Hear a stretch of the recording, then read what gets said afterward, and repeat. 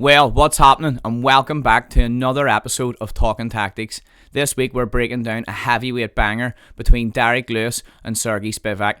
Derrick Lewis on a bit of a skid recently and looking to try and get this one back, but Serghei Spivak, although he isn't well known, is an absolute animal. He's from Moldova and has that Sambo style, which can be a nightmare for anyone. He's good on top, has good submission wins, heavy hands, and I think this is going to be a nightmare matchup for Derrick Lewis, but if he touches you at any stage, you're going to go out, and that's what makes it so exciting whenever he fights, that if he lands at any moment during the fight, there's a good chance you're going unconscious. So let's get into it, and we'll have a look at the tail of the tape. A record of 26-10 for Derrick Lewis against 15-3 for Spivak. 1-3 in his last four. Like I said, he's on a bit of a skid, and 3-1 for Spivak, who's only lost there in his last four is coming to Tom Aspinall, so there's no shame in that. Both guys 6'3", 37 against 27, so 10 years older for Derrick Lewis. And a 1-inch reach for Derrick Lewis as well, although I don't see that playing too much of a factor. So 79-inch reach for Lewis and 78-inch reach for Spivak, and both guys in the orthodox stance. Neither guy's really putting in too much switching stance or doing anything like that. They're keeping it orthodox. Spivak's looking to get the fight to the floor, and Derrick Lewis is looking to get that right hand on you. How do we see this fight going? Well, we know Lewis's game. He doesn't like to press forward too much. He likes to conserve his energy, wait for you to try and get close, or he'll build up that energy bar and come in with a big flurry, then hold back and wait, and then go again. And we know that that's his style, but we also know that if he touches you at any moment in the fight, that you're probably going to go out.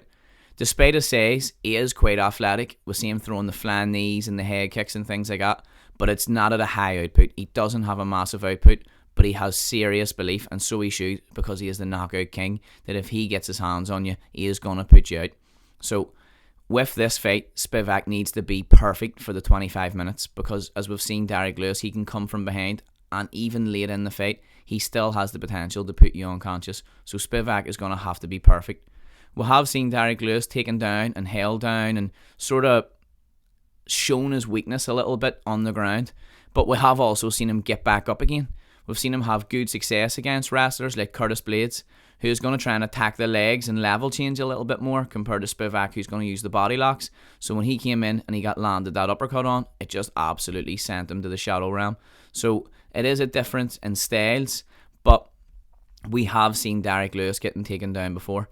His last few fights and those losses that he's had, the Serghei, Tai Tuivasa, and then his last fight too, they're different styles to what we're going to see Spivak. Spivak has a high output in terms of his wrestling. He's going to push the pace with his wrestling and his grappling, try and get Lewis to the floor, and try and smother him there, either with a choke or with his ground and pound, and he is very heavy on top.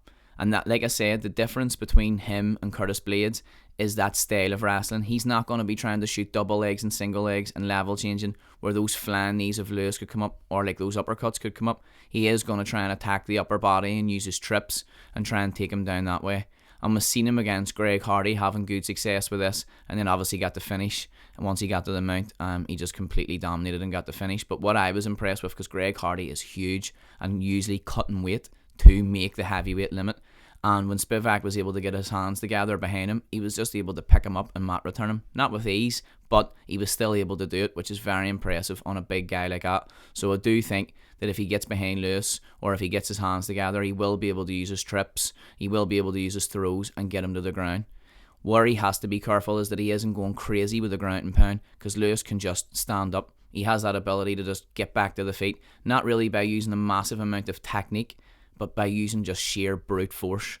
So Spivak's going to have to take his time on the ground, try not to rush his positions, make sure that he has him pinned, and then let the ground and pound go, or try and slip in a submission like we've seen him do at the Tai Tuivasa when he caught him in the head and arm choke. Now, Tai Tuivasa, I believe, is a more well-rounded Derrick Lewis, but also, like you see, struggles on the ground, and Spivak was able to get him there, really, no problem. So I think that we are going to see Derrick Lewis getting taken down. I think we're going to see him getting heavy ground and pound put on him, potentially him getting submitted.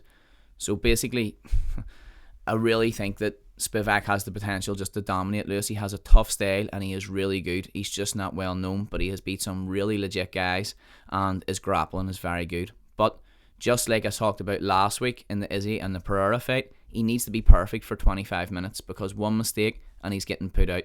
And that's pretty much what way I would see the fight going is Spivak's going to probably dominate the grappling exchanges, take him down using trips, and let the ground and pound go.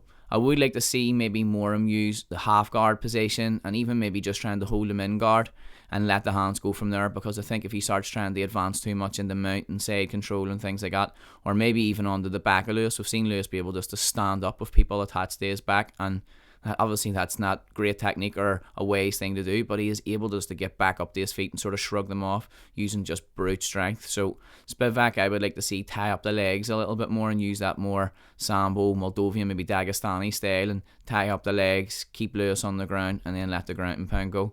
But like I say, on the feet, he's going to have to be perfect, or else he's going to get sent to the shadow realm. So we're going to have a wee look at the style stats and just look a little bit further into each fighter. So we've got Derrick Lewis with an average fight time of 9 minutes and 2 seconds and 8:34 for Spivak. The heavyweight division, we don't often see the fights going to the full distance anyway, so no surprise there, but quick fight times for both guys. 0 wins for sub for Lewis, 6 for Spivak, 21 wins, the knockout king for the Black Beast, 7 wins by knockout or TKO for Spivak, and we're seeing a lot of those coming on the ground as well. Wins by decision, 5 for Lewis, 2 for Spivak, 1 loss by sub for Lewis, which was seen against DC, who was able to again use trips and things like that to take him down, and when he got the back he was able to finish him. 0 losses by sub for Spivak, and 7 losses by TKO KO for Lewis, so a little bit of mileage on the clock, and we're seeing that in his last few fights as well, where he has been either knocked out or TKO'd. 2 for Spivak. Significant strikes per minute is 2.57 for Lewis, and interestingly enough, that's exactly how much he gets absorbed as well, so he's exactly putting out exactly how much he takes in. 3.79 for Spivak, which is high enough for a heavyweight, but remember, a lot of these are coming on the ground. Takedown average 0.6 for Lewis, so we know he's not going for any takedowns. That is not in his game plan. And 4.06 takedown average for Spivak, so quite interesting there that he is going for a lot of takedowns. That's one of the highest that we've seen since we've started breaking fights down on this. So if we talk about my prediction and how I see the fight going, pretty much like I've said, I think Spivak's going to dominate the fight.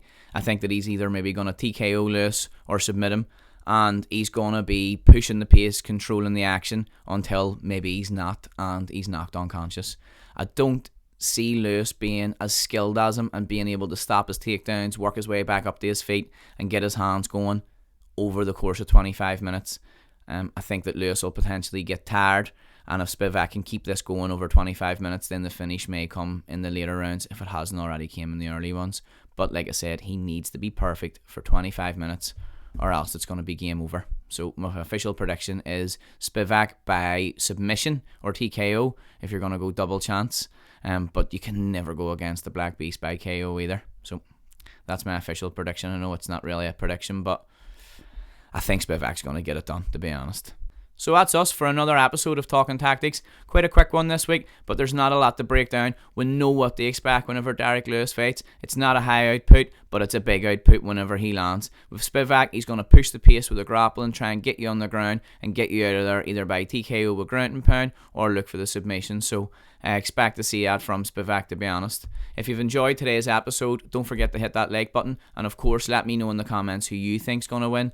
And don't forget the main thing, to hit that subscribe button, because it really helps me out, and I'll see you next time. Thank you.